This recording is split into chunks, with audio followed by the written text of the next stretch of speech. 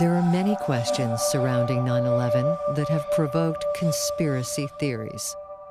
The sudden collapse of the Twin Towers has perhaps been the most controversial.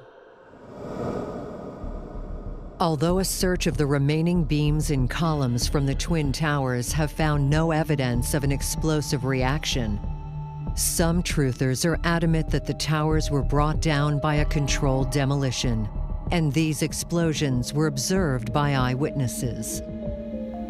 One eyewitness was standing among a crowd of people on Church Street, 2.5 blocks from the South Tower, when he saw a number of brief light sources being emitted from inside the building between floors 10 and 15.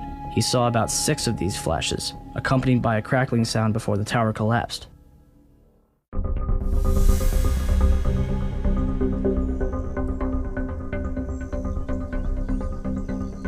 Professional demolition teams use a shape charge made from a C4 explosive to cut steel and send buildings crashing into their own footprint. So this is a commercial product, so basically you just apply it. Wherever you put it at, it's going to start firing. It's going to fire molten metal directly into the column and go right through it like it wasn't there. An explosion sends a stream of molten copper cutting through the steel.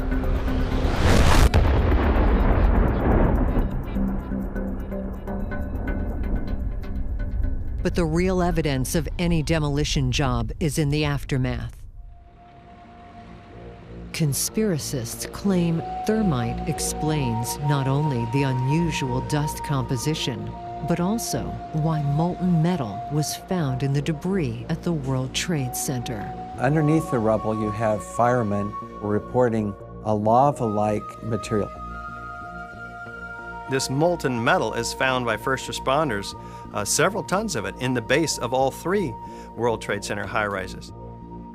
Molten steel in the rubble.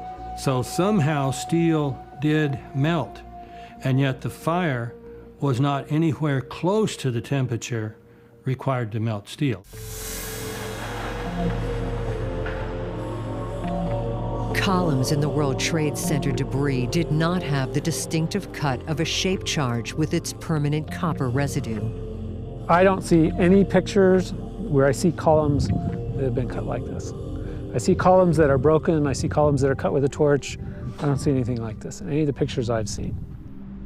Charred detonators and other telltale signs were also absent in the World Trade Center cleanup.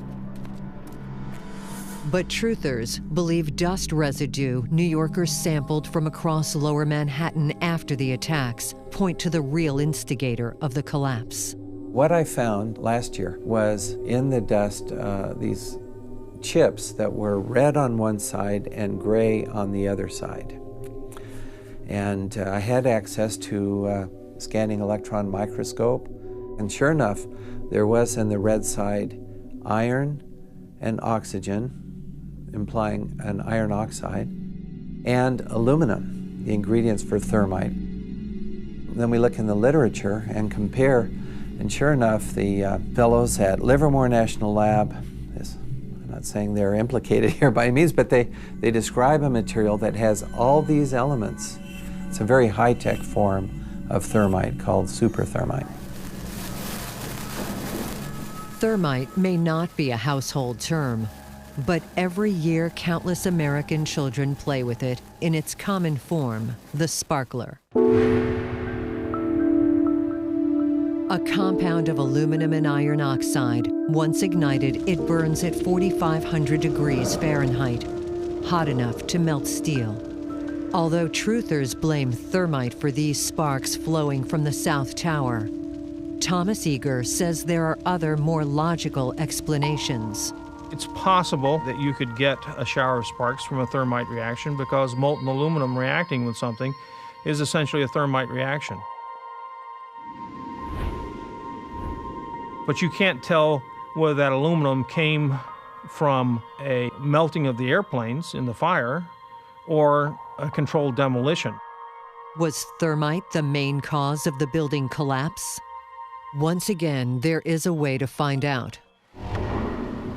Emmertech calculated a controlled experiment to see if thermite was a viable option in the collapse of the towers. Today we're going to be going through a column that's only 8 inches by 6 inches by about ½ inch thick.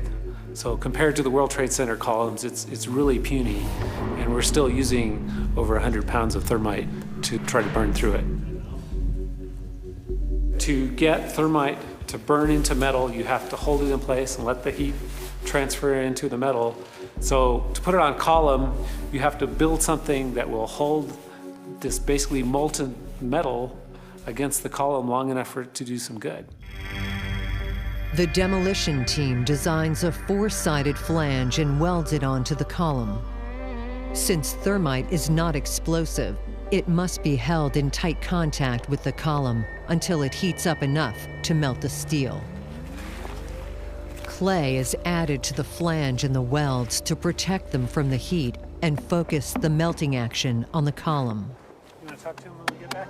The thermite is not going to explode. It's not going to cause a boom. What you're going to see is basically a fire. It's going to be a much slower process. The team scaled their experiment to see if the steel column, somewhat smaller than those in the World Trade Center, could be sheared with 175 pounds of commercial-grade thermite. If thermite melts through this steel column, the theory of a thermite-controlled demolition may have some validity. While the truthers insist that more explosive super thermite could have been used in the tower demolitions, testing conventional thermite can illuminate this physical process and answer a simple question. Can thermite of any type burn through steel beams?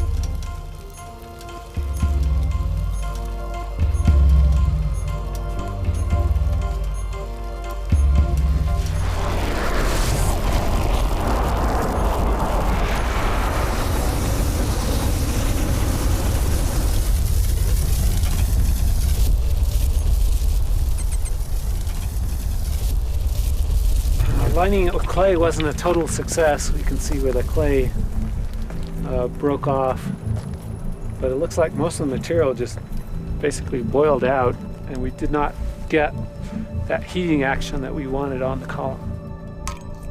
Despite 175 pounds of thermite packed around the steel column, it remained undamaged. Our results seem clear. If thermite can't melt this small column, it wouldn't have had a chance to melt through the much larger columns in the Twin Towers. Not surprisingly, the truthers questioned these results. And we did not get that heating action that we wanted on the column. This guy is going back and forth between super thermite and thermite. He's talking just ordinary macro thermite. I mean, he pointed out he couldn't get the other stuff. Stephen can't get it either. So all you can do is read the literature. The military has all of this. They don't share it. Super thermite in the sol gel form can be painted on. It's not until it dries and hardens that it becomes explosive. While Stephen Jones envisions an easy thermite application, Emmertech asserts that even if this military substance could be found, it still would not have been practical to use. If you take just a thin layer of thermite, it'd be tough to light to begin with, but even if you did, it's just going to flash, and there's hardly any energy there. So is the argument then, oh, well, even though you find super thermite-looking residue, it doesn't make sense, so we just won't do an investigation. We'll just kind of ignore the residues that you found that blow up today because we can't figure out how they could do it, and therefore we don't have to look. Once again, physical evidence that seems conclusive to one side is rejected by the other.